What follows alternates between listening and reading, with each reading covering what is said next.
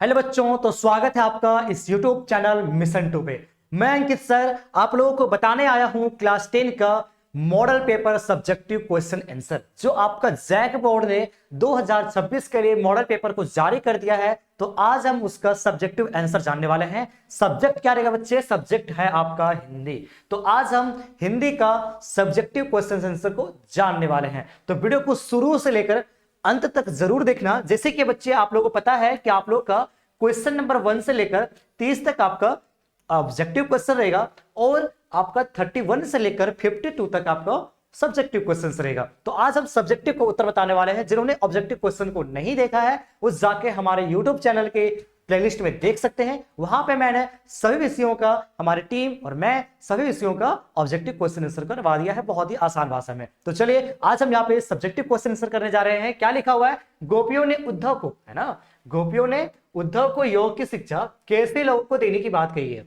कैसे लोगों को देने की बात कही है? गोपियां जो थी वो उद्धव को बोलती है कि ये योग की शिक्षा ना मुझे मत दो, ये उन लोगों को दो जिनका मन स्थिर नहीं है, जिनका मन स्थिर नहीं है या जिनका मन चंचल है। जिनका मन चंचल है, एक जगह पे स्थिर नहीं रहता है, उन लोगों को योग की शिक्षा दो, मुझे मत दो। गोपियों के अनुसार उनका मन तो पूरी तरह से कृष्ण के प्रेम में लगा हुआ है, इसलिए उन्हें योग की कोई जरूरत नहीं है, योग शिक्षा की कोई जरूरत नहीं है। गोपियां कहती है कि मैं तो कृष्ण के प्रेम में लगा हुआ है, कृष्ण के प्रेम में मैं डूबी हुई हूं, मुझे जो योग की शिक्षा का है वो जरूरत नहीं है। आप उन लोगों को योग की शिक्षा दो जिनका मन स्थिर नहीं है। चलिए आगे बढ़ते हैं। 32 नंबर का क्वेश्चन क्या कह रहा है? नेताजी का चश्मा का पाठ में मूर्ति के निर्माता का क्या नाम था? है ना, जो मूर्ति बनाए थे नेताजी का चश्मा में, वो उसके निर्माता का क्या नाम था? मूर्ति कौन बनाया था? मेरे बच्चे जब आप चैप्टर पढ़ रहे होंगे तो आपको पता होगा कि नेताजी का चश्मा जो लिखे थे उनका लेखक का नाम क्या है। मेरे बच्चे उनका लेखक का नाम है स्वयं प्रकाश। क्या नाम मेरे बच्चे?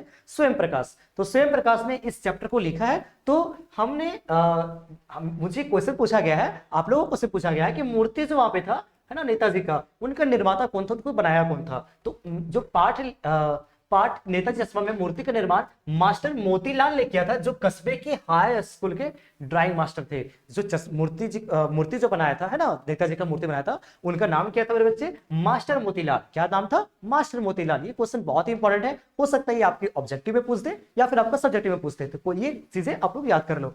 किसने बनाया था मूर्ति को? मास्टर मोतीलाल ने बनाया था, जो कस्बे के हाई स्कूल के ड्राइंग मास्टर थे, कस्बे के हाई स्कूल के।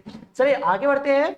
लेखक ने युमथांग, है ना, युमथांग मेरे बच्चे एक जगह का नाम है, उसकी यात्रा के दौरान कौन से वृक्ष देखे? युमथांग जो है एक जगह का नाम है, उसमें लेखिका ने कौन कौन से वृक्ष देखे थे, चलिए देखते हैं। है ना, लेखिका ने युमथांग की यात्रा के दौरान देवदार, चीड़, बर्च, सिल्वर बर्च, जैसे बर्च का जो है वो सिल्वर बर्च और रोडोड्रेंडोन जैसे वृक्ष देखे थे। है ना, ये जो कहानी है मेरे बच्चे, ये कहानी है साना साना हाथ जोड़े से, है ना। तो उसमें लेखिका जो होती है इन वृक्षों को देखे थे। क्या क्या वृक्ष का नाम है? देवदार है, चीड़ है, बर्च है और रोडोड्रेंडोन है। ठीक है, ऐसे वृक्ष देखी थी, आप लोग ये याद कर लो। ठीक है, चलो आगे बढ़ते हैं। कवि बादल को गरज कर बरसने के लिए क्यों कह रहा है? कवि जो होते हैं, है ना, कवि जो होते हैं वो बादल को बोलते हैं कि गरज कर बरसने के लिए क्यों कह रहा है? बादल को बोलते हैं गरज कर बरसने के लिए क्यों कह रहा है। चलो आज हम इस वीडियो में देखते हैं क्या लिखा हुआ है ना, क्या लिखा हुआ है? कवि धरती की तपती और सूखी अवस्था देखकर बादल से अनुरोध करते हैं। कवि जो है वो धरती की जो सूखा अवस्था है ना, उसको देखकर, सूखी अवस्था को देखकर, धरती की तपती, जो धरती गर्म हो जाती है ना, तो गर्मी देखकर, धरती गर्मी देखकर, सूखी अवस्था को देखकर, हर जगह सूखी सूखी सी है ना, उसको देखकर बादल से वो रिक्वेस्ट करता है, अनुरोध करता है। क्या है कि गरज कर बरसे मतलब बारिश अच्छे तरीके से हो, गरज कर बरसी है ना, ताकि धरती की प्यास बुझ सके। यहाँ पे पानी जरूरत है, हमारी धरती बहुत ज्यादा हीट हो चुकी है, इसको पानी की जरूरत है हमारे किसान भाइयों को, हमारे धरती को। तो गरज कर बरसे ताकि धरती की प्यास बुझ सके, ये कवि का कहना है। वह चाहता है कि बादल जीवनदायी वर्षा लाकर संसार में नई ऊर्जा, हरियाली और सुख का संचार करे। है ना, क्या चाहता है कि बादल जो है वो जीवनदायी वर्षा, है ना, वर्षा लाकर संसार में नई ऊर्जा दे, संसार में एक नई ऊर्जा दे और सुख का संचार करे और खुशी का संचार करे मेरे बच्चे। है ना, हो गया। यहाँ पे अगला क्वेश्चन देखते हैं क्या लिखा हुआ है 35 नंबर का। नवाबी नस्ल के व्यक्ति ने, है ना, नवाबी नस्ल के व्यक्ति ने लेखिका को क्या देने की पेशकश की थी? नवाबी नस्ल के व्यक्ति जो थे मेरे बच्चे, वो लेखक, लेखिका ने सॉरी लेखक, है ना, लेखक को क्या देने की पेशकश की थी? मेरे बच्चे ये जो क्वेश्चन है ना, ये क्वेश्चन में क्या हो रहा था, एक जो लेखक जो होते हैं है ना, सॉरी नवाबी जो होते हैं, नवाब जो होते हैं, वो एक ट्रेन में सफर कर रहे थे। तो वहीं पे क्या होता है कि लेखक आ जाता है, जो कि नवाब को ना थोड़ा सा अचरज महसूस होता है कि ये कहाँ से आ गया, क्यों आ गया, मतलब ऐसा लगता है जैसे कि आप कोई ट्रेन में जा रहे हो, ठीक है, तो एक सीट पे देखते हो ना, एक सीट पे आप अकेले बैठे हुए रहते हैं, अगर कोई आ जाता तो आपको थोड़ा सा खराब लगता है कि यार अकेले थे, मस्त सो रहे थे, मस्त बैठ रहे थे, है ना। तो लेखक सोचते हैं कि शायद ये कुछ मुझे उसको अच्छा नहीं लगा कि मैं यहाँ पे बैठ गया, है ना। नवाबी नस्ल जो थे वो व्यक्ति ने खीरा खाने की पेशकश की, है ना। देखिए नवाबी नस्ल के जो व्यक्ति थे ना, वहाँ उसके बगल में खीरा रखा हुआ था, 2 खीरा रखा हुआ था, ठीक है। तो वो क्या कहता है कि लेखक को बोलता है कि आप खीरा खाएंगे, ऐसा वो बोलता है, लेकिन वो खीरा पता है लास्ट में खाता नहीं है, वो खीरा में सूंघ सूंघ कर वो खीरा खिड़की से बाहर फेंक देता है, मतलब नवाबी दिखाता है, दिखाता है, दिखावटी करता है वो कि मैं बहुत अमीर हूं, रईस हूं, ऐसा, ठीक है।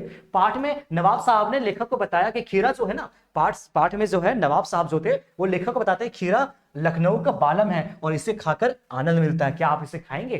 कि ऐसा कौन बोलता है, नवाब बोलता है, किसको, लेखक को। वही कह रहा है नवाब नस्ल के व्यक्ति ने जो नवाब वहां पे जा रहे थे, सफर कर रहे थे, तो लेखक को क्या देने की पेशकश की थी, तो वो खीरा देने की पेशकश की थी, है ना। चलिए आगे बढ़ते हैं, क्या लिखा हुआ है, बचपन के दिनों में बिस्मिल्लाह खां शहनाई का रियाज करने कहां जाते थे, शहनाई का रियाज करने कहां जाते थे हमारे बिस्मिल्लाह खान, है ना, जो शहनाई वादक थे। चलिए बचपन के दिनों में बिस्मिल्लाह खान गंगा तट, है ना, गंगा नदी के किनारे जाते थे और बालाजी मंदिर जाया करते थे, बालाजी का मंदिर था वहां पे जाया करते थे, है ना। वहीं वे घंटों बैठकर, बहुत देर बैठते थे, 2 घंटा 3 घंटा ना, घंटों बिताते थे वहां पे, शहनाई का अभ्यास करते थे। जो उन शहनाई वादक जो फेमस हुए थे वो ना, तो उनका जो प्रेम था वो शहनाई से जुड़ा हुआ था, शहनाई वादक थे वो, शहनाई को बहुत अच्छे तरीके से मतलब वो बजाते थे, है ना। तो उसका वो अभ्यास करते थे, प्रैक्टिस करते थे। आप लोग को मैं बोल दो बच्चों कि आप लोग क्रिकेट खेलते हो, गेम खेलते हो, तो प्रैक्टिस कहाँ करते हो क्रिकेट का, तो आप लोग जरूर बोलोगे कि मैं अपने घर के पीछे खेलता हूँ, कोई बोलोगे मैं फील्ड में खेलता हूँ, कोई बोलते हैं कि मैं वहां खेलता हूँ, वहां खेलता हूँ। उसी तरीके से जो शहनाई वादक थे, जो बिस्मिल्लाह खान थे, वो अपने जो अभ्यास करते थे शहनाई का, वो करते थे गंगा नदी के किनारे, है ना, बालाजी मंदिर में, है ना। चलिए गंगा की कल कल ध्वनि और मंदिर की घंटियों की आवाज ने संगीत को आत्मिक गहराई देती थी। गंगा की जो कलकल होती है, जैसे पानी का कैसे आवाज आता है वही, है ना, और मंदिर की जो घंटियां बजती है, वो आवाज उनको संगीत को क्या कहते हैं, आत्मिक गहराई देते थे, संगीत को अच्छा बनाते थे। चलिए आगे बढ़ते हैं, क्या लिखा हुआ 37 नंबर क्वेश्चन, एक कहानी यह भी पाठ के आधार पर, है ना, एक कहानी यह भी पाठ के आधार पर लेखिका की 2 साल की बड़ी बहन का क्या नाम था। मेरे बच्चे इसमें जो लेखिका थी वो उनका नाम था मन्नू भंडारी। आप लोगों को पता होगा, चैप्टर आप पढ़ेंगे ना तो आपको पता चल जाएगा। अगर आप लोगों ने चैप्टर अभी तक नहीं पढ़ा है, मेरे बच्चे कोई होते हैं कि हिंदी पे उतना ध्यान देते हैं, कोई सोचते हैं कि हिंदी बहुत आसान है। मेरे बच्चे हिंदी आसान तब होती है जब आप उसे थोड़ा ध्यान देंगे, बिना ध्यान दिए कुछ भी आसान नहीं होता है। आप ध्यान देंगे तो आपके लिए हवाई जहाज चलाने में मुश्किल है, आपके कोई भी कठिन कार्य है वो आपके लिए आसान हो जाता है जब आप ध्यान देंगे। तो जब वही कह रहा है कि एक कहानी यह भी पाठ के आधार पर बताइए कि लेखिका की 2 साल बड़ी बहन का क्या नाम था। मतलब मन्नू भंडारी जो थी लेखिका, उसके बड़ी बहन का नाम क्या नाम था। तो एक कहानी यह भी पाठ में लेखिका की 2 साल बड़ी जो बहन थी उनका नाम सुशीला था। क्या था मेरे बच्चे, सुशीला, है ना। आप लोग इसे याद कर लो। क्या मैंने कहा, एक कहानी यह भी एक ये चैप्टर का नाम है क्लास 10 के लिए, है ना, आप लोग के लिए चैप्टर का नाम है। और उसके जो लेखिका थी उनका नाम था मनु भंडारी। तो इस क्वेश्चन में पूछ रहा है कि मनु भंडारी के 2 साल जो बड़ी बहन थी उनका क्या नाम था। तो क्या नाम था मेरे बच्चे, सुशीला नाम था। चलो आगे बढ़ते, क्या लिखा हुआ है ना, गीत के अंतरे में भटकने वाले गायक को कौन संभालता है ना, कौन संभालता है। मेरे बच्चे गीत के अंतरे में भटकने वाले, जैसे कोई जो संगीत गाता है, जो गाना गाता है, जो गायक होता है, वो क्या करता है, जब गा रहा होता है तो उसका कहीं कहीं मार्ग भटक जाता है। होता है ना कि कभी कोई लाइन छूट गया, है ना, कहीं भूल गया, कहीं उसका राग टूट गया, ऐसा भी होता है। तो उसका जो साथ देने वाले थे उसको संभालता कौन है मेरे बच्चे, संगतकार संभालता है। संगतकार संभालता है। संगतकार मेरे मतलब होता है मेरे बच्चे गायक को साथ देने वाले, जो गाना गाते हैं ना उसका साथ देने वाले गायक संगतकार कहलाते हैं। तो संगतकार यहाँ पे हो जाएगा, क्या होगा, गीत के अंतरे से भटकने वाले गायक को संगतकार संभालता है। जैसे आप गाना गा रहे हैं, आपका बीच में राग टूट गया, तो मैं आपको पीछे पीछे से ना साथ दे रहा हूँ, गा रहा हूं, मैं भी साथ आपके साथ गा रहा हूं, तो मैं संगतकार हो गया, है ना। वही कह रहा संगतकार संभालता है। चलो आगे बढ़ते हैं, 39 नंबर का सवाल, लघु उत्तरीय प्रश्न मेरे बच्चे, ये 3 मार्क्स से पूछेगा। देखो उधर मेरे बच्चे था 31 से लेकर, मेरे बच्चे था 31 से लेकर क्वेश्चन नंबर 31 से लेकर 38 तक, ये आपका 2-2 मार्क्स का पूछेगा। 8 क्वेश्चन रहेगा टोटल मेरे बच्चे, 8 क्वेश्चन रहेगा, जिसमें आपको केवल 6 बनाना है। 6 बनाना है, ठीक है, 6 बनाना है। तो आप लोग को 12 नंबर का आपको ये जो अति लघु उत्तरीय प्रश्न था वहां पर रहेगा, आपको लिखना है। 8 क्वेश्चन रहेगा, उसमें से आपको 6 ही बनाना है। तो मैंने 31 से लेकर 38 तक बता दिया, आपको जो अच्छा लगा आप कर सकते हो। चलो आप देखते हैं हम 3 नंबर का सवाल। इसमें मेरे बच्चे 8 क्वेश्चन रहेगा, बस में 6 क्वेश्चन बनाना है। चलिए देखते हैं 3 नंबर का क्वेश्चन क्या क्या पूछा है हमारे जेक वाले, है ना। देखते हैं क्या लिखा हुआ है। माता का आंचल पाठ में बेजोर बच्चों ने किसे तथा क्यों चढ़ाया, उसका क्या परिणाम हुआ। कह रहा है कि माता का आंचल जो चैप्टर का नाम था मेरे बच्चे, उसमें बेजो और बच्चों ने किसे चढ़ाया था और क्यों चढ़ाया था, उसका क्या परिणाम हुआ, उससे क्या उसका अंजाम हुआ। चलो देखते हैं क्या इसका जवाब होगा। माता का आंचल पाठ में, है ना, माता का आंचल पाठ में बेजू और बच्चों ने मूसन तिवारी को चढ़ाया था।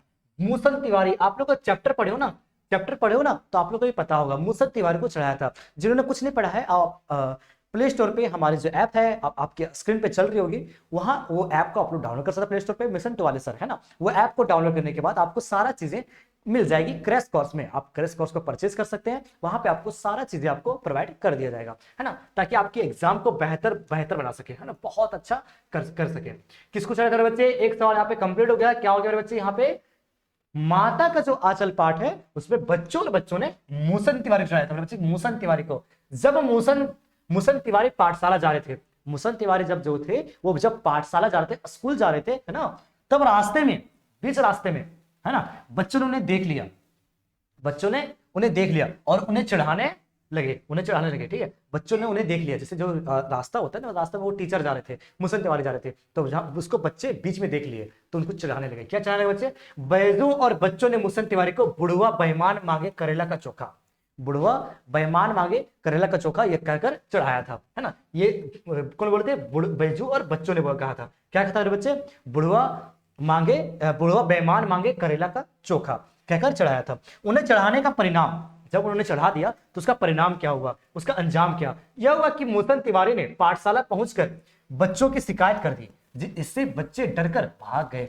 है ना। कह रहा है कि मूसन तिवारी जो थे, जब जो चढ़ाया था उसका शिकायत क्या कर दिए, स्कूल में जाकर कर दिए, तो शिकायत जब कर दिए तो बच्चे डर कर वहां से भाग गए। चलो आगे देखते हैं क्या लिखा हुआ है। 40 नंबर का सवाल, है ना। लक्ष्मण ने वीर योद्धा की क्या क्या विशेषता बताई थी। बहुत ही आसान सा क्वेश्चन है कि लक्ष्मण जो है वो वीर योद्धा की, जब हमारा लक्ष्मण जो है, लखन जो है, जब परशुराम से थोड़ी नोकझोंक हुई थी, थोड़ी बहस हुई थी, तो उस टाइम वो बता रहे थे वीर योद्धा की क्या विशेषता होती है, क्या विशेषता होती है। बच्चे आप लोग को पता होगा जिन्होंने चैप्टर पढ़ा है कि जो लक्ष्मण होते हैं वो बोलते हैं कि वीर योद्धा का विशेषता ये होता है कि वो कभी सामान्य पुरुष पे क्रोध नहीं करते हैं, वो अपनी ताकत का, अपनी ऊर्जा का, अपनी शक्ति का, अपनी पावर का, अपनी शौर्य का वो घमंड नहीं करते हैं, वो मुंह से बखान नहीं करते हैं, खुद की तारीफ नहीं करते हैं, वो दयालु होते हैं, है ना। क्या क्या लिखा हुआ है, वीर योद्धा धैर्यवान होते हैं, उनके पास पैशंस होता है, वे क्षोभ से रहित होते हैं, वे वीर पुरुष को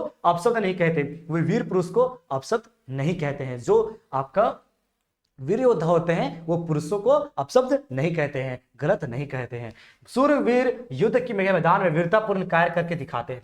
सूरवीर युद्ध के मैदान में जहां पे युद्ध चलती है ना, तो वो वीरतापूर्ण कार्य करके दिखाते हैं, मुंह से बखान केवल नहीं करते। होता है ना कि थोड़ा ज्यादा दिखाता है उसके पास उतना ही, लेकिन वो बहुत ज्यादा बोलता है कि मैं ये कर दूंगा, वो कर दूंगा, लेकिन वो जो वीर योद्धा होते हैं वो ऐसा कभी नहीं करते, वो करके दिखाते हैं, बखान नहीं करते, है ना। वे अपनी वीरता के बारे में अपने मुंह से नहीं बताते। देखिए वही सेम सी लिखा हुआ है, अपनी वीरता अपने मुंह से नहीं बताते।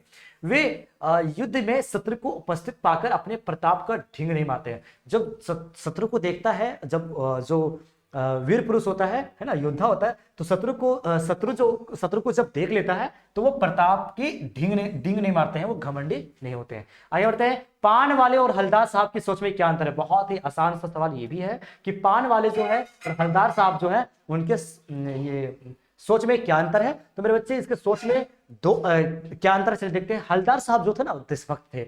हलदार साहब जब अपनी जीप से, है ना, ये चैप्टर का नाम है मेरे बच्चे नेताजी का चश्मा, जिसको स्वयं प्रकाश ने लिखा था। तो नेताजी का चश्मा पाठ से ये क्वेश्चन लिया गया है। क्या कह रहा है कि पान वाले और हलदार साहब की सोच में, थिंकिंग में, उसके थॉट्स में क्या अंतर थे। तो मेरे बच्चे जो हलदार साहब जो थे वो रास्ते से जब गुजरते थे जीप गाड़ी से, है ना, जीप से जब गुजरते थे तो वो देखते थे कि चश्मा नहीं लगा हुआ, तो हताश होते थे, उनको थोड़ा दुखी होता था कि चश्मा नहीं लगा हुआ, अच्छा नहीं लग रहा है ना। ये कह रहा है हलदार साहब देशभक्त थे और नेताजी का मूर्ति का चश्मा चश्मा बदलना उनके लिए एक देशभक्ति और प्रेरणादायक बात थी। जो नेताजी का मूर्ति का चश्मा डेली डेली बदलता था ना, तो उनको बहुत ही अच्छा लगता था, वो देशभक्त थे, है।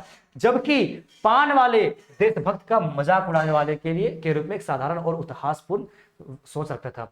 जो पान वाला था ना, वो सोचता था क्या ये बचकाना हरकत करता है, डेली डेली चश्मा बदलता है, वो मजाक उड़ाते थे, है ना। तो दोनों में यही अंतर है, दोनों की सोच में यही अंतर है। चलो आगे बढ़ते, क्या लिखा हुआ है 42वां क्वेश्चन, कवि की आंख फागुन की सुंदरता से क्यों नहीं हट रही है। कवि जो थे उनका ये फागुन की जो सुंदरता है वो उसकी आंख फागुन की सुंदरता से क्यों नहीं हट रही है, ये भी क्वेश्चन का हम लोग आंसर देखते हैं। कवि की आंख ना, कवि की आंख, मेरे बच्चे आप लोग बताओगे 42 नंबर का क्वेश्चन का आंसर कि बच्चे ये जो क्वेश्चन लिया गया है ये कौन सा चैप्टर से लिया गया है, ये आप लोग बताओगे। मैं जानना चाहता हूं कि आप लोग इसका आंसर पता है कि नहीं है। मैं कह रहा हूं, क्या कह रहा हूं, क्वेश्चन ध्यान से सुनिए। इस 42 नंबर के सवाल को किस चैप्टर से लिया गया है और यहां जो कवि की बात की जा रही है वो कवि का नाम क्या है। आप आंसर आप कमेंट बॉक्स में जरूर बताना कि सर 42 नंबर जो सवाल है उसमें ये लेखक थे और ये चैप्टर का नाम है ना। चलो आगे बढ़ते हैं। कवि की आंख फागुन की रंगीनता में खो गई है। कवि की जो आंख है फागुन की जो रंगीन है ना,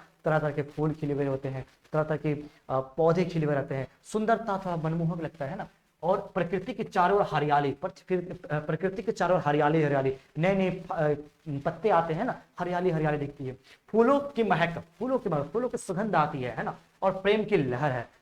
यह दृश्य कवि को आनंद और जीवन के उल्लास से भर देता है। यह जो कवि है, यह कवि को जो है ना, दृश्य का जो है ना, ये जब दृश्य देखता है तो जीवन को उल्लास से भरता है, खुशी से भरता है। इसकी दृष्टि उस सुंदरता से हट नहीं पाती, और ये सब चीजों को जब देखता है ना, तो उसकी जो सुंदरता है, प्राकृतिक जो सुंदरता है, वो उससे हट नहीं पाती है। तो क्या मेरे कह रहा है बच्चे कि जो कवि कह रहे हैं यहाँ पे, कवि क्या कह रहे हैं, कवि कह रहे हैं कि जो फागुन की जो सुंदरता है, क्या सुंदरता है, फूलों की खुशबू है, चारों तरफ हरियाली है ना, बहुत ही सुनहरा मौसम है। तो इन लोग को इस सब चीजों को जब देखता है तो कवि की आंख जो होता है वहां से हटता नहीं है, उनको लगता है कि मैं देखता जाऊं, है ना। चलो आगे बढ़ते हैं, क्या लिखा हुआ है 43 नंबर का सवाल है यहाँ पे, ठीक है, 43 नंबर का सवाल है यहाँ पे, 43 नंबर का सवाल है। चलिए 43 नंबर का क्वेश्चन देखते हैं, क्या लिखा हुआ है। झिल मिलाते सितारों, है ना, झिल मिलाते सितारे को रोशनी के नहाया गंगतोक लेखिका को किस तरीके से सम्मोहित कर रहा था, है ना। तो ये कह रहा है कि झिल मिलाते सितारों की रोशनी में नहाया गंगतोक लेखिका को किस तरह से सम्मोहित कर रहा था। झिल मिलाते सितारे में बच्चे जो गंगतोक शहर है, सिक्किम की राजधानी गंगटोक है, क्या है, गंगटोक। और गंगटोक को ना गंगटोक है ना, गंगटोक कहा जाता है, क्या कहता है बच्चे, गंगटोक, है ना, गंगटोक। ये सिक्किम की राजधानी है, जिसे मेहनत कश के बादशाहों का शहर कहा जाता है, क्योंकि यहाँ के लोग बहुत ज्यादा मेहनती होते हैं, है ना, बहुत ज्यादा मेहनती, हार्ड वर्क करते हैं, परिश्रम करते हैं, है ना। तो वही कह रहा है कि जो झिल मिलाते सितारे की रोशनी में नहाया गंगटोक, लेखिका जो होती है मेरे बच्चे, वो गंगटोक जाती है ना, तो गंगटोक में एक बहुत ऊंचा पहाड़ होता है, पर्वत होता है, तो वहां पे चढ़ता है ना, तो वो देखती है मतलब कि गंगटोक शहर को, कि जो लाइट्स वहां पे जो जलती है शहर में, वो देखती है कि इतना जगमगा रहा है, वो देखकर वो आश्चर्यचकित हो जाती है, सम्मोहित हो जाती है ना, और मनमोहक लगता है उन्हें, दृश्य बहुत ही अच्छा लगता है, सुनहरा लगता है भविष्य उसको जो दृश्य है। रात के अंधकार में सितारों में नहाया हुआ गंगटोक लेखक को जादुई एहसास करवा रहा था। रात के अंधेरे में जो थे, रात के अंधकार में जो थे, सितारों में नहाया हुआ, जगमग जगमग से नहाया हुआ जो शहर था, बहुत ही अच्छा लग रहा था, और जादुई जो है एहसास करवा रहा था मेरे बच्चे, जादुई एहसास करवा रहा था, है ना। चलो क्या लिखा हुआ है, ये उसे यह जादू ऐसा सम्मोहित करता है कि मानो उसका अस्तित्व स्थगित सा हो गया हो, उसको लग रहा था कि मैं स्थगित सा हो गया हूं, इतना उसको अच्छा लग रहा था, सब कुछ अर्थहीन सा था, उसकी चेतना शून्यता को प्राप्त कर रही थी, वह सुखी की अंतर्दयता में डूबी हुई उससे जादुई उजाले में नहा रही थी, जो उसे आत्मिक सुख का प्रदान कर रही थी। वही कह रहा है मेरे बच्चे, जो वो जगमग जगमग चीजें को देख रही थी ना, रोशनी दिख रही थी, झिलमिलाते सितारों को दिख रही थी, उसको देखकर बहुत अच्छा लगा, उसे सुख प्रदान हुआ, खुशी प्रदान हुई, और वो अर्थहीन सा लग रहा था, है ना, और उसे शून्यता को प्राप्त कर रही थी, चेतना की शून्यता, मतलब बहुत ज्यादा वो खुश थी, बहुत ज्यादा वो आश्चर्यचकित थी, है ना, स्थगित से हो गई कि मंत्रमुग्ध हो गई हूं, है ना। चलिए आगे बढ़ते हैं, क्या लिखा हुआ है 44 नंबर क्वेश्चन, लखनवी अंदाज पाठ में लेखक ने मुख्यतः किस पर व्यंग्य किया है? लखनवी अंदाज पाठ में लेखक ने मुख्यतः किस पर व्यंग्य किया है? तो बच्चे व्यंग्य का मतलब होता है ताना कसना। क्या होता है बच्चे? ताना कसना। किस पर ताना कसना है? किस पर? लखनवी अंदाज पाठ। वही मैं बच्चे लखनवी अंदाज पाठ जो आपका लेखक और जो नवाबी साहब जो जा रहे थे ट्रेन पे, उसी का ये क्वेश्चन लिया है। पाठ लखनवी अंदाज में लेखक यशपाल ने, इनका जो लेखक है का नाम है यशपाल है। आप लोग लेखक, लेखिका, कवि, है ना, ये सब का आप लोग याद कर लेना। ये सब क्वेश्चंस जो है आपके एग्जाम में पूछेगा, है ना, 2-3 मार्क्स का आपका आएगा ही आएगा। क्या मेरे बच्चे पूछ देगा कि नेताजी के चश्मा का लेखक का नाम क्या है, पूछ देगा माता के आंचल का लेखक का नाम क्या है, माता के आंचल में बच्चे जो वहां पे लड़का जो था उसका बचपन का नाम क्या है, पूछ देगा कि उत्साह जो कविता है उसके कवि का नाम क्या है ना। तो इस तरह का क्वेश्चन देता है एग्जाम में, तो आप लोग इसे जरूर से जरूर कर लेना। बोल देगा आपको ये कहानी, यह भी, इसके लेखक का नाम क्या नाम है ना, तो ये सब देता है। क्या है? पाठ लखनवी अंदाज में जो लेखक है यशपाल, उसे उस सामंती वर्ग पर व्यंजन किया। कह रहा है कि जो क्या कह रहा है मेरे बच्चे कि जो ये पाठ है इस चैप्टर में, जो लखनवी अंदाज जो चैप्टर है, इसका जो लेखक का नाम है वो यशपाल नाम है। तो वो क्या है? सामंती वर्ग पर व्यंग्य किया है। सामंती वर्ग मतलब क्या होता है मेरे बच्चे? सामंती वर्ग, ये जो वर्ड मिल रहा हो आप लोग को टफ लग रहा हो, मैं बोलूंगा टफ नहीं लगेगा। क्या है सामंती वर्ग? मतलब कि रईस के दिखावा, रईसी लोग, रईस कैटेगरी के लोग, नवाब कैटेगरी के लोग, है ना, जो नवाब होते हैं, रईस होते हैं, अमीर होते हैं, उस पर क्या किया? ताना कसा है। कौन? हमारे लेखक यशपाल जी ने, है ना, जो दोहरी जिंदगी जीने की आदी हो चुका है, दोहरा जिंदगी जीने के लिए वो जो आदी हो चुका है, उसको ताना कस रहा है ना, जो असलियत से दूर अपने झूठे सामंती रोब को बनाए रखने के लिए हर संभव प्रयास करता है। कह रहा है कि जो रवाब दिखाने के लिए, जो नवाबी दिखाने के लिए, जो रईसी दिखाने के लिए हर तरीके का चीज को प्रयास कर रहा है, उसके पास असलियत में कुछ भी नहीं है, लेकिन दिखाता कि मैं इतना ज्यादा रईस हूं। कोई ऐसा होता है जो दिखावटी की जिंदगी जीता है ना, वो वही कह रहा है लेखक जी यशपाल जी, वही कह रहे हैं कि नवाब जो होते हैं ना वो दिखावटी करते हैं। पहले हुआ करता था रईसों के पास, नवाब के पास पावर, लेकिन अब ऐसा उतना नहीं है। फिर भी वो दिखावटी करते हैं कि मैं बहुत बड़ा रईस हूँ, नवाब हूँ, आप नवाब हूँ। जिस जो खीरा था तो सुन सुन के वो फेंक रहा था खिड़की के बाहर, उसमें लगा लिया था मसाला वगैरह, जो नमक वगैरह होता है लगा लिया था, खिड़की के बाहर फेंक रहा था। क्यों फेंक रहा था? दिखावटी करता है कि हम बहुत बड़ा रईस है ना, वैसा ही वही कह रहा है। चाहे वे प्रयास बेतुके और अजीब क्यों ना हो, वह अपनी पुरानी सामंत वाली नवाबी छवि में ना रहने पर भी उससे अपने साथ चिपटाए हुए बनावटी जीवन शैली जीता है। कह रहा है कि पुराने जैसे जीवन वो नहीं जी रहा है, पहले जो होता था नवाबी का वो जीवन अभी नहीं जी रहा, फिर भी वो दिखावटी करता है। वही कह रहा है, फिर भी वो दिखावटी करता है। चलो आप लोग को समझ में आ गया होगा। चल आगे बढ़ते हैं। क्या लिखा हुआ? 45 नंबर क्वेश्चन, लेखक ने अपने आप को हिरोशिमा के विस्फोटक का भुगतान कब और किस तरह महसूस किया? ये कोई क्वेश्चन बहुत ही इंपॉर्टेंट है मेरे बच्चे। क्या क्वेश्चन? चलो फिर से देखते हैं। लेखक ने अपने आप को हिरोशिमा के विस्फोटक का भोक्ता कब और किस तरह महसूस किया? आपको पता होगा मेरे बच्चे, जापान का 2 शहर है पूरे इतिहास में, है ना, पूरे इतिहास में जापान का 2 शहर है, नागासाकी और हिरोशिमा, जिसने परमाणु हमला को झेला है। किसके द्वारा? अमेरिका के द्वारा, है ना। एक झेला है 1939 में, एक झेला है 1945 में। वही कह रहा है कि जो हिरोशिमा के जो विस्फोटक था उसको किस तरीके से लेखक ने महसूस किया, है ना। लेखक जो थे वो बताना चाह रहे हैं कि विस्फोटक जब हुआ था हिरोशिमा में, परमाणु विस्फोटक, तो किस तरीके से महसूस किया, क्या वहां का माहौल था, वो बताना चाह रहे कवि। क्या कह रहा है? लेखक ने हिरोशिमा के विस्फोटक का भोक्ता स्वयं को तब महसूस किया जब उन्होंने वहां एक जले हुए पत्थर पर मानव की उजाली छाया देखी। जब होता है ना कि अचानक से परमाणु हमला हो गया तो ना इंसान सब जल जाता है, वहां की मिट्टियां जल रही है, वहां के घर जल जा रहे हैं, वहां सब बर्बाद हो रहे हैं, हर एक चीज राख हो जा रही है जलकर, है ना। वही कह रहा है कि जले हुए पत्थर पर मानव की उजली छाया देखी, छाया जलकर राख मतलब हो जाना। इस छाया ने उन्हें उस व्यक्ति की तीव्र पीड़ा का अनुभूति कराई जिससे वह दर्द को गहराई में महसूस कर पाए। कह रहा है कि जब ये सब चीजें देखेंगे, आप अपने पास देखते होंगे कि कहीं पे कुत्ता मर गया तो देख के थोड़ा सा कष्ट होता होगा कि कितना अच्छा खेल रहा था, कितना अच्छा चल रहा था, ये मर गया, है ना। ऐसा होता है। वही उसी तरीके से लेखक जब देखा, इस पीड़ा को देखा, इस सिचुएशन को देखा, तो बहुत ज्यादा वो आश्चर्यचकित हो रह गए, बहुत ज्यादा वो चिंतित हो गए, बहुत ज्यादा वो गहराई में डूब गए कि कितनी पीड़ा हुई होगी, कितना दर्द हुआ होगा, है ना। वही कह रहा है। चलो आगे देखते क्या लिखा हुआ है। 46 नंबर क्वेश्चन, संगीतकार जैसे व्यक्ति संगीत के अलावा किन किन क्षेत्रों पे में दिखाई देता है? संगीतकार जैसे व्यक्ति, संगीतकार मतलब जैसे व्यक्ति मतलब बच्चे, संगीतकार का पहले वर्ड समझना पड़ेगा। आप लोगों को मैंने पहले बताया, संगीतकार का मतलब होता है गायक का साथ देने वाले, कोई गायक है जो गाना गा रहा है तो उसके पीछे पीछे जो गाता है उसको बोलते हैं संगीतकार। संगीतकार का मतलब होता है गायक का साथ देने वाले। वही का संगीतकार जैसे व्यक्ति मतलब संगीतकार जैसे व्यक्ति मतलब जो साथ देता है, जो किसी का साथ देता है वैसा व्यक्ति संगीत के अलावा, वैसा व्यक्ति संगीत के अलावा किन किन क्षेत्रों में दिखाई देते हैं। जैसे आप लोग, जैसे मैंने कहा कि गायक के क्षेत्र में जाओगे, जो आप लोग गाना वगैरह में जाओगे तो वहां पे जो संगीत गाता है, जो गायक होता है उसका साथ कौन देता है? संगीतकार, जो पीछे पीछे से गाता है। लेकिन जो नेता लोग होते हैं, जैसे प्राइम मिनिस्टर हमारा नरेंद्र मोदी है, तो उनका साथ कौन दे रहा है? जो उनके पीछे नेता है, बहुत सारे नेता है, अमित शाह है, जेपी नड्डा है, बहुत सारे नेता है जो उनका साथ दे रहे हैं। वही कह रहा है कि संगीतकार जैसे व्यक्ति जो साथ देता है वो किन किन अलग अलग क्षेत्रों में दिखाई देता है, पूछ रहा है। आप लोगों को समझ में आ गया होगा।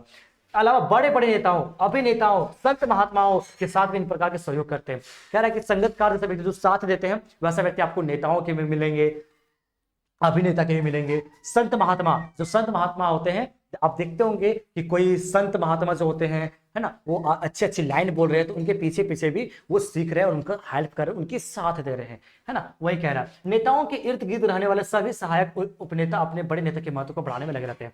कह रहा है कि नेताओं के जो इर्द गिर्द आसपास जो नेताओं के जो आसपास जो लोग रहते हैं वो लोग भी नेताओं का साथ देते हैं, है ना। आम कार्यकर्ता, झंडे लगाने वाले, नारे वाले कार्यकर्ता संगीतकार की भूमिका ही निभाते हैं। कह रहा है कि झंडे लगाने वाले नारे, है ना, झंडे जो लेता है कि झंडे लेके जाता है कि भारत माता की जय, भारत माता की जय, आप सुनते होंगे, है ना। तो तिरंगा तिरंगा लेके जा रहा है, कोई बोल रहा है भारत माता की तो कोई पीछे से बोलता है जय। तो जो साथ दे रहा है, साथ दे रहा है, वही कह रहा है कि नारा लगाने वाले कार्यकर्ता संगीतकार की भूमिका निभाते हैं। इसी तरीके से जो नारा लगाते हैं ना, कोई बोलता है अब की बार बीजेपी की सरकार, अब की बार कांग्रेस सरकार, तो कौन बोलता है अब की बार? पीछे से बोलता है कांग्रेस सरकार। तो साथ जो दे रहा है वही कह रहा है, वही कह रहा है कि कार्यकर्ता जो होता है झंडे लेकर नारे लगाने वाले में कार्यकर्ता संगीतकार की भूमिका ही निभाते, साथ ही निभाते हैं।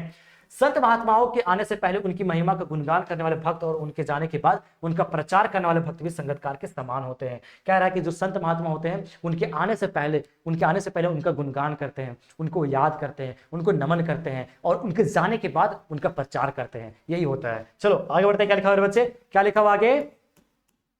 खंड खा दीर्घ उत्तरी प्रश्न। अब देखो बच्चे यहाँ पे आपका 47 से लेकर 47 से लेकर 52, क्वेश्चन नंबर 14 से लेकर 52, यहाँ पे आपको 6 क्वेश्चन पूछेगा, 6 क्वेश्चन पूछेगा, जिसमें आप लोग को केवल 4 बनाना है, जो कि 5-5 मार्क्स का होगा। तो ये क्वेश्चन थोड़ा लंबा जाएगा, लेकिन आप लोग को डरना बिल्कुल नहीं है, मैं आपको अच्छे से बता दे रहा हूँ। क्या लिखा बच्चे?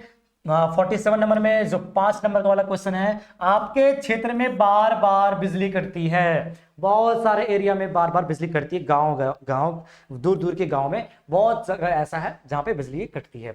वही कह रहा है कि बार बार बिजली कटती है जिससे विद्यार्थियों की पढ़ाई प्रभावित होती है। इस समस्या के समाधान हेतु विद्युत विभाग के अधीक्षण अभियंता को एक आवेदन पत्र लिखिए। बार बार आपके क्षेत्र में बिजली कटती है, इससे आपके बच्चों की पढ़ाई डिस्टर्ब हो रही है, तो है ना। तो वो सब चीजों को आप लोग को समस्या के समाधान हेतु आपको किसको पता लिखना है? विद्युत विभाग, जो बिजली डिपार्टमेंट होती है, इलेक्ट्रिक डिपार्टमेंट जो होती है, वहां पे आप लोग को अभियंता, इंजीनियर लोग को एक पत्र लिखना है। चलिए लिखते हैं पत्र, है ना। आप लोग को पत्र लिखना। उत्तर, सेवा में अध्यक्ष अभियंता, इंजीनियर के जो चेयरमैन है उसके पास पत्र लिख रहे हैं। विद्युत विभाग, आपके क्षेत्र का नाम, जो आपका क्षेत्र के नजदीक जो है, आपका जगह जो नजदीक है, जैसे होगा ना कि आप लोग मान चलो रांची में है, तो उनका जो विद्युत विभाग हुआ हो सकता है रांची में हो या फिर कहीं हो, तो जो आपके नजदीक है ना विद्युत विभाग, वहां पे उसका आपका क्षेत्र का नाम लिखना। बार बार बिजली कटने से विद्यार्थियों की पढ़ाई में बाधा के संबंध में आपको जो विषय क्या है मेरे बच्चे, आपको पत्र किस लिए लिख रहे हो? बार बार बिजली कट रही है, विद्यार्थियों की पढ़ाई में बाधा आ रही है ना, बिजली कट जा रही है तो विद्यार्थी की पढ़ाई में बाधा आ रही है, इसलिए आपको पत्र लिख रहे हो। चलिए देखते क्या क्या इसका मटेरियल अंदर में लिख रहा है। चलो क्या है यहाँ पे महोदय, जो आपका लिखने का तरीका है मेरे बच्चे, ये फॉर्मल लेटर है, जिसको इंग्लिश में हम लोग फॉर्मल लेटर बोलते हैं ना।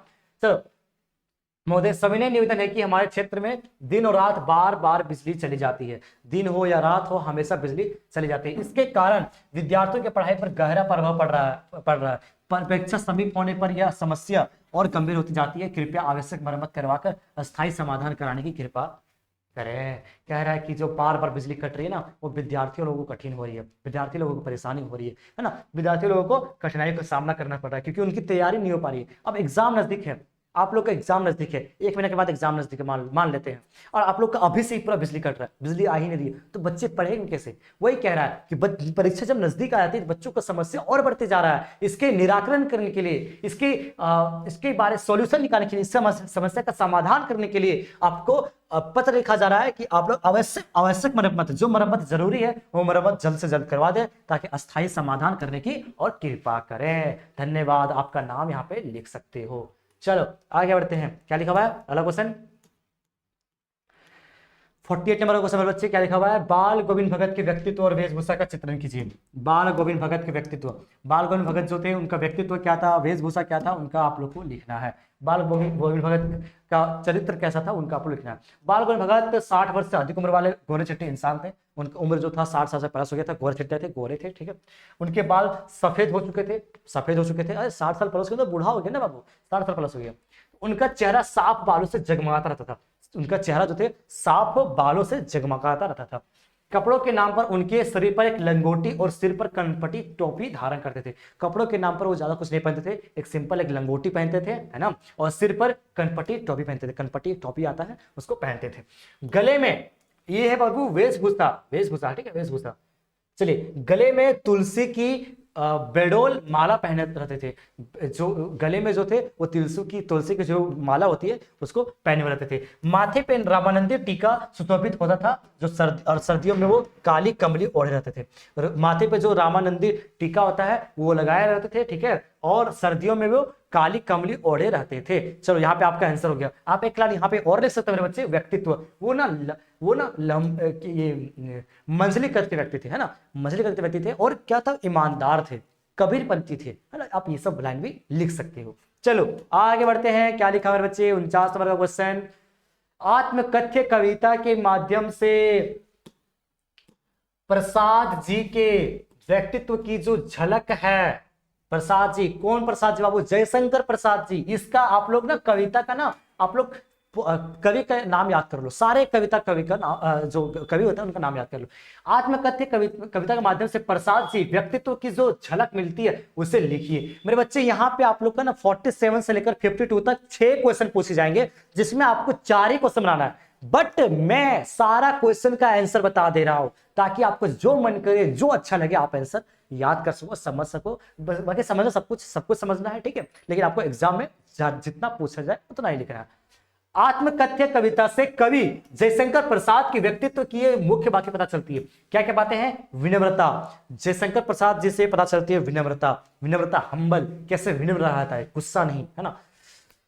वह खुद को साधारण मानते थे, है ना। उनका जीवन एक खाली घड़ा जैसा है जिसमें बताने लायक कोई बड़ी बात उपलब्ध नहीं है। उनका जीवन जो था बहुत साधारण था, बहुत ही विनम्र थे, संकोची, है ना। क्या लिखा हुआ? संकोची। वो अपने दुखी को सबके सामने दुखों को सबसे सामने नहीं लाना चाहते थे। वो अपने दुखों को, किसी इंसान के पास अगर कुछ भी प्रॉब्लम्स है, कुछ भी दुख है ना, तो सबके सामने नहीं बताया जाता है, सबके सामने नहीं बताता। ये क्वालिटी इनमें थी, किसमें? जयशंकर प्रसाद जी में। इनमें क्वालिटी क्या थी? वो अपने दुख को, अपने उदास को, अपने हताश को सबके सामने नहीं लाते थे। उनका मानना था कि दुख की कहानी सुनकर लोग उनका मजाक उड़ा सकते हैं। बहुत ही अच्छा लाइन है बच्चे कि आपका जो दुख अगर लोग जान जाएंगे ना, आपकी प्रॉब्लम्स को जान जाएंगे ना, तो लोग आपका मजाक बनाएंगे, इसलिए वो नहीं बताते थे किसी को, है ना। चलो आगे बढ़ते हैं। दुख और गंभीर, उनके जीवन में गहरा दुख और प्रियजनों का विछोह था, इसलिए वो आत्मकथा लिखने से दूर रहे। वो जो उनका जीवन था ना, बहुत बड़ा दुख उनका भरा हुआ था।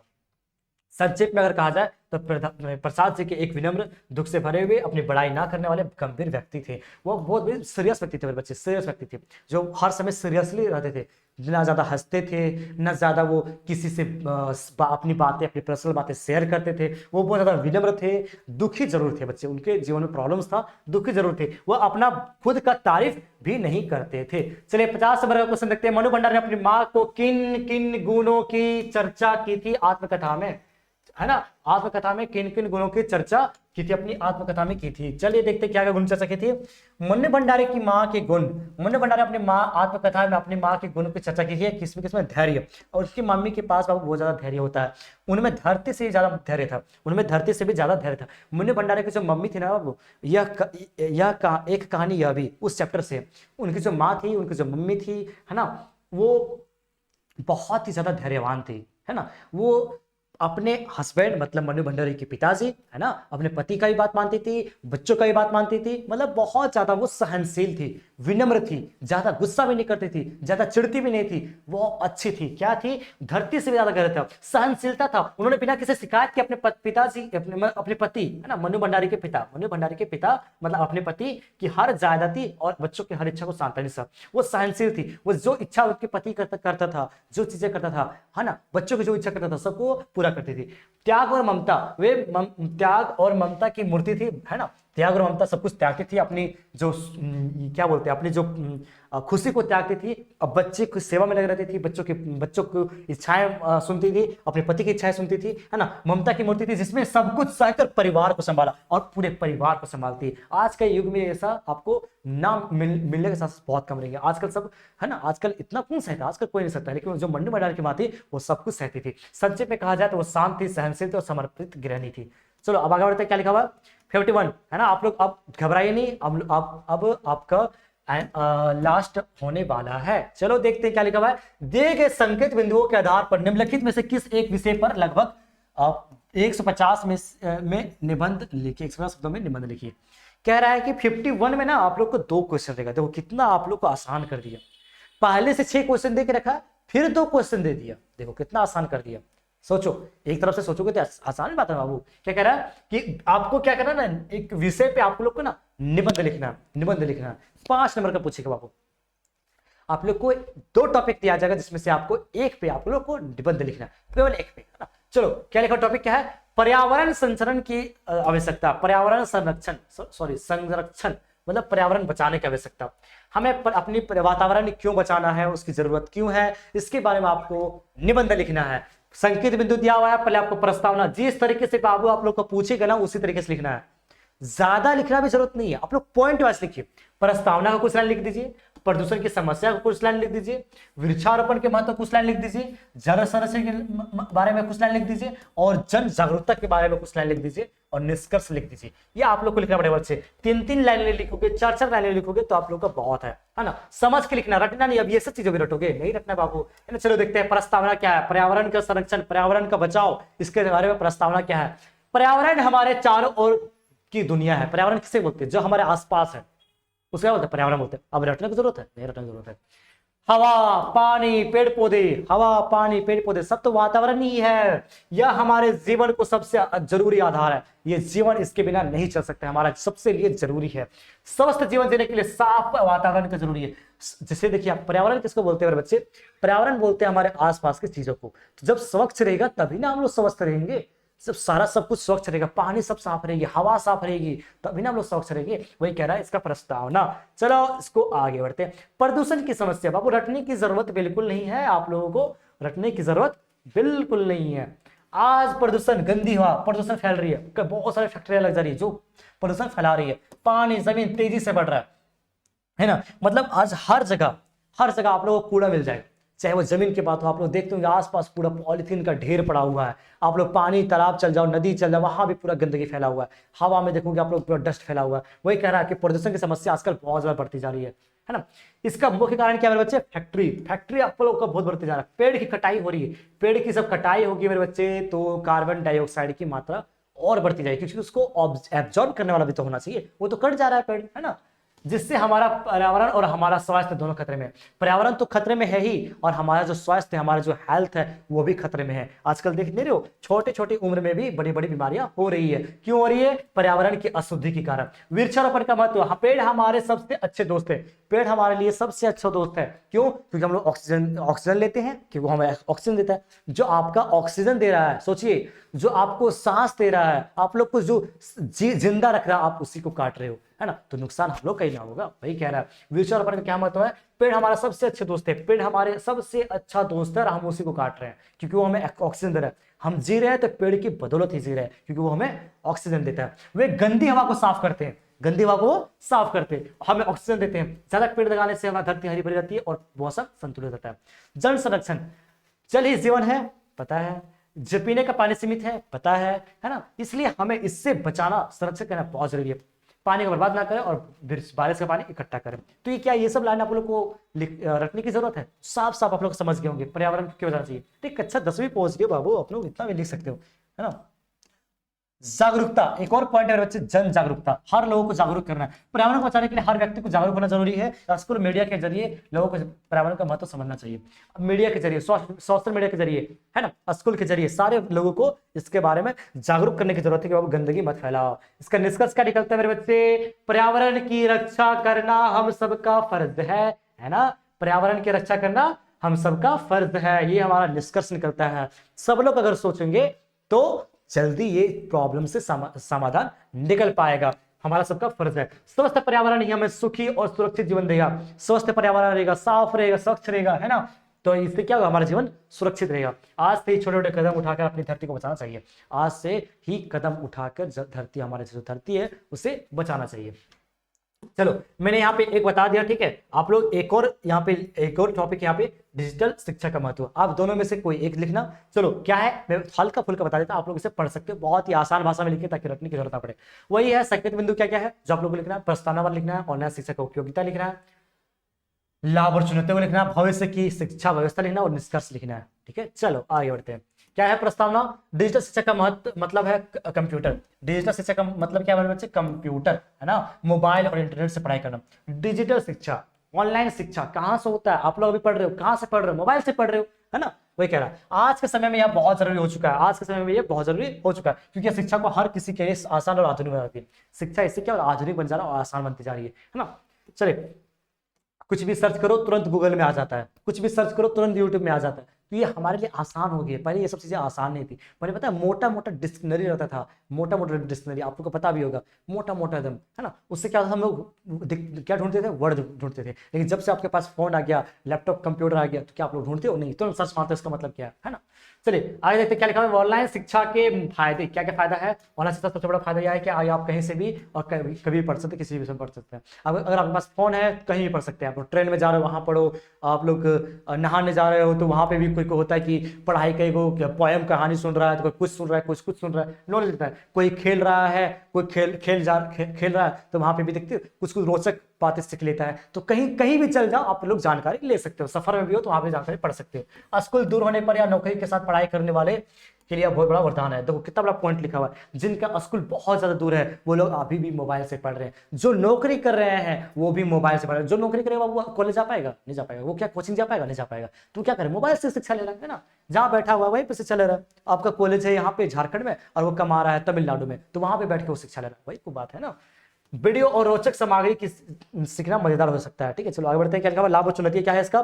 फायदे यह है कि इससे हमारे से गति से पढ़ने की आदत रहती है, फास्ट पढ़ते हैं, इससे ज्ञान के बहुत सारे रास्ते खुलते हैं। इससे बहुत सारी चुनौतियां भी है। क्या है, बच्चों के पास अभी भी इंटरनेट या स्मार्टफोन नहीं है। कई सारे बच्चे के पास अभी भी स्मार्टफोन इंटरनेट नहीं है। इससे दूर करने के लिए सरकार और शिक्षकों को मिलकर काम करना होगा। निष्कर्ष क्या है, डिजिटल शिक्षा ही हमारे भविष्य की शिक्षा है। यह छात्रों की आज की दुनिया के लिए तैयार करती, इसे अपनाना चाहिए ताकि अच्छी और गुणवत्तापूर्ण शिक्षा देश के लिए हर बच्चे के पास पहुंच सके। बच्चे बहुत सारे पास स्कूल नहीं होता है, ट्यूशन नहीं होता है, तो आजकल मोबाइल सभी को दे देना चाहिए। अब इसका दुरुपयोग नहीं करना है, सदुपयोग करना है। दुरुपयोग करोगे बर्बाद हो जाओगे, सदुपयोग करोगे तो अच्छे रहोगे। ठीक है, चलो अब देखते हैं किसी एक का भाव स्पष्ट करें। बाबू क्वेश्चन आप लोग का इजी कर रहा है। देखो 6 तो पहले से दिया था, एक एक्स्ट्रा निबंध दे दिया मतलब 7 और एक एक्स्ट्रा यहाँ पे दे दिया 8। सोचो 8 क्वेश्चन और कितना बनाना, 4 बनाना है। सोचो बाबू सोचो, है ना, 4 बनाना है। चलो बाबू देखते हैं क्या है, किसी एक का स्पष्ट करें। क्या है, किसी एक का स्पष्ट करें। चलो स्पष्ट करते हैं, कोई एक हम लोग देखते हैं और स्पष्ट करते हैं। आप लोग का 4 लाइन यहाँ पे पोयम लिखा हुआ है। ठीक है, 4 लाइन यहाँ पे पोयम लिखा हुआ है। क्या कह रहा है, लखन कहा हसी हमरे जाना, सुनहु देव सब धनुष समाना, का छति लाभु जुनु धनु तोरे, देखा राम नयन की भोरे। लखन मतलब मेरे बच्चे होता है लक्ष्मण। लक्ष्मण कह रहे हैं हंसकर, है ना, लक्ष्मण हंसते हुए कहते हैं कि ये सारे धनुष जो हैं, लक्ष्मण हंसते हुए कहते हैं ये सारे धनुष जो हैं सब तो समान है, मतलब बचपन से हम लोग खेल रहे हैं, बचपन से धनुष तोड़ रहे हैं। पर ये जो पोएम है बच्चे परशुराम वाला चैप्टर से लिया गया है ना। तो परशुराम क्या होता है, राम जो होते हैं ना वो धनुष छूते हैं ना तो वैसे ही वो टूट जाता है। तो परशुराम क्रोध हो जाते हैं, गुस्सा हो जाते हैं, वही लक्ष्मण बोल रहे हैं कि इसमें कौन सी गुस्सा वाली बात है बाबू, कौन सी गुस्सा वाली बात है योद्धा जी, मतलब जो उनका होता है रिस्पेक्ट, हाँ ना, रिस्पेक्ट के साथ, कि इसमें कौन सी गुस्से वाली बात है। क्या बोलते हैं कि हम लोगों ने तो कई सारे धनुष बचपन से तोड़े, इसमें कौन सी बड़ी बात है, और सारा धनुष तो समान है, का क्षति लाभु का धनु तोड़े, कह रहा है हंसकर बोलते हैं सारे धनुष तो एक समान है, इसमें पुराने धनुष को तोड़ने से क्या फायदा, क्या नुकसान हो गया, हम लोग जो धनुष तोड़ रहे हैं तो बहुत सारे धनुष तोड़ रहे हैं, तो इसमें क्या नुकसान हो गया, वो तोड़ टूट गया तो, है ना। और क्या लिखा हुआ है, देखा राम रैन के बोरे, तो इसे न्याय समझकर बस यूं ही देखा था, इसे न्याय समझकर बस यूं ही देखा था। तो ये जो 4 लाइन लिखा हुआ ना, आप लोग को इसी तरीके से आप लोग का आंसर भी रहेगा। क्या लिखा हुआ है, या तुलसीदास के रामचरितमानस से लिखी गई है, ये जो पोयम लिखा हुआ 4 लाइन का, आपको ये भी लिखना है कहां से लिखी है, रामचरितमानस से लिखी है। यहाँ लक्ष्मण जी होते हैं शिव का धनुष टूटने पर, लक्ष्मण जी होते हैं शिव का धनुष टूटने पर गुस्सा कर रहे थे, परशुराम जी उस पे वो हंसते हैं, गुस्सा करते परशुराम जी उस पे वो हंसते हैं ना, गुस्सा करते परशुराम जी उस पे वो हंसते हैं, है ना। इसका भावार्थ क्या है, लक्ष्मण जी परशुराम पर हंसकर कहा कि हे स्वामी, ये समझ में तो सारे धनुष एक जैसे होते हैं, इसमें पुराने धनुष को तोड़ने से क्या फायदा, क्या नुकसान, राम ने तो इसे नया समझकर ही तोड़ दिया था। चलो आगे बढ़ते हैं, क्या लिखा हुआ, खा नंबर, आपको दोनों में से कोई एक लिखना है, लेकिन मैं फिर बता देता हूं ताकि आप लोगों को कहीं भटकने की जरूरत ना पड़े। आप लोग सोचोगे सर एक और बता देते क्या प्रॉब्लम है, अब बता देना, घबराना नहीं है ना। लास्ट हमारा ये विकल विकल उन्मन थे उन्मन, विश्व के निधात के सकल जन, आए अज्ञात दिशा से अनंत के घन, तप्त धारा जल से फिर शीतल कर दो बादल गरजो। चलो इसके बारे में भाव निकालते हैं। भाव क्या मेरे बच्चे, गर्मी से परेशानी, जो पोयम है ना गर्मी से परेशानी से संबंधित है। क्या लिखा हुआ, पूरी दुनिया के लोग जब परेशान रहते हैं, विकल, विकल जो लिखा हुआ था उसका मतलब होता है परेशान, और उन्मन मतलब होता है दुखी, है ना, उदास, उन्मन, क्योंकि गर्मी, निदान मतलब क्या होता है, गर्मी बहुत ज्यादा थी, पूरे दुनिया के लोग ना आजकल बहुत ज्यादा परेशान है गर्मी से। परेशान नहीं होगे, खुद तो इंसान लोग ही ना पेड़ काट रहा है, तो परेशान तो होगा ही। वही कह रहा है कि दुनिया के लोग बहुत ज्यादा परेशान हैं, विकल हैं, उन्मन हैं, उदास हैं, क्योंकि गर्मी बहुत ज्यादा है। बादल का ना, ऐसे में ना किस दिशा में, किस दिशा से, अज्ञात दिशा से बादल आ गए हैं। लग रहा है कि ऐसे में ना जाने किस दिशा में बादल आ जाए, है ना, आ जाए, है ना। कभी पुकार, कभी बादल से कहते हैं हे बादल तुम खूब गरजो, कभी बादलों से कहते हैं हे बादल तुम खूब गरजो, बहुत गर्मी है, या गर्म धरती अब जल रही है, गर्म धरती जो है बहुत ज्यादा जल रही है, इसे अब अपने पानी से फिर से ठंडा कर दो और सबको शांति कर दो, पानी से फिर से ठंडा कर दो और सबको शांति कर दो। मुख्य भाव इसका क्या बोले बच्चे, क्या लिखा हुआ, यह कहानी गर्मी से परेशान लोगों की बेचैनी और बादलों से राहत पाने की उम्मीद का दिखाती है। गर्मी से जो परेशान है उसको उम्मीद को दिखाती है, बादलों से क्रांति और परिवर्तन लाने का आह्वान करे ताकि दुख और गर्मी खत्म हो सके। चलो मिलते हैं किसी ने वीडियो पे। आपके यहाँ पे आंसर खत्म हो गया है ना बच्चे, आप लोग का मैं सारा सोल्यूशन करवा दिया। अगर आप लोग प्ले स्टोर पे मिशन 2 वाले चैनल को सब ये डाउनलोड नहीं किए हो तो वहां से डाउनलोड कर सकते हो। यहाँ पे सारा पीडीएफ आप लोग को मिल जाएगा। मिशन 2 वाले सर ये ऐप का नाम है, ठीक है। आप लोग वहां पे ये क्रैश कोर्स को खरीद सकते हो, जहां पे मैं सब कुछ जितने इंपॉर्टेंट क्वेश्चन बनते हैं, है ना, मैं सारा क्वेश्चन को सॉल्यूशन करवा दूंगा। सारा क्वेश्चन का सॉल्यूशन बहुत ही आसान भाषा में, आप लोग को डरने की बिल्कुल जरूरत नहीं है। तो जिन्होंने बच्चे अपनी तैयारी को मजबूत करना है, जिस बच्चे को अपनी तैयारी को मजबूत करना है, आप उस तैयारी को मजबूत कर सकते हैं हमारे इस YouTube चैनल से और हमारे इस ऐप से। अगर आप मुझे सोशल मीडिया पे फॉलो करना चाहते हैं तो आपको डिस्क्रिप्शन में भी लिंक मिल जाएगा और आपके स्क्रीन पे भी दिख रहा होगा। चलिए मिलते हैं किसी नए वीडियो के साथ, तब तक के लिए थैंक यू सो मच। और हाँ बच्चे, चैनल पर अगर नए आए हो चैनल को सब्सक्राइब कर लेना और वीडियो को आप लोग ना ज्यादा से ज्यादा शेयर कर देना। जितने सारे आपके दोस्त हैं, सहपाठी हैं, खेल के मित्र, स्कूल के मित्र, ट्यूशन के मित्र, सबके साथ आप लोग शेयर कर देना। जो भी मित्र हैं, है ना, सबके साथ आप लोग शेयर कर देना। ठीक है, मिलते हैं किसी नए वीडियो के साथ, तब तक के लिए thank you so much. Channel को सब्सक्राइब कर लेना।